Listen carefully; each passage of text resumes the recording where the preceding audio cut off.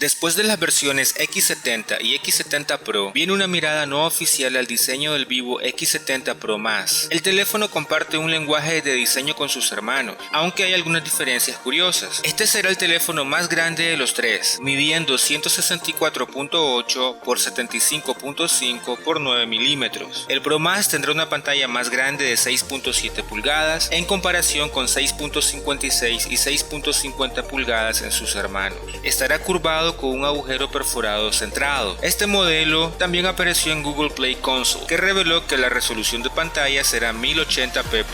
Hay 4 cámaras, incluida una lente de periscopio y un láser AF. Sin embargo, la disposición de la lente es diferente, lo que sugiere diferentes sensores. Lo curioso está en el lateral, con ese panel que se extiende a la derecha del set de cámaras. Puede ser decorativo o puede ser una pantalla trasera, más grande que la del Mi 11 Ultra. De todos modos, los datos en Google Play Console revelaron que el Vivo X70 Pro Más funcionará con el Snapdragon 888 con 8 GB de RAM, aunque también es posible una opción de 12 GB de RAM. Basado en una certificación 3C, este teléfono admitirá una carga rápida de 65 watts. También se dice que Vivo está preparando un ISP personalizado para la serie X70, que se llama B1. Esto significa que a pesar de los diferentes conjuntos de chips, el procesamiento de imágenes será idéntico en los tres teléfonos, lo que a su vez significa que la calidad de la imagen final estará determinada por los sensores de esas cámaras. Desafortunadamente, eso aún es un secreto de la empresa. Se espera que Vivo presente la serie X70 en septiembre y debería estar disponible a nivel mundial.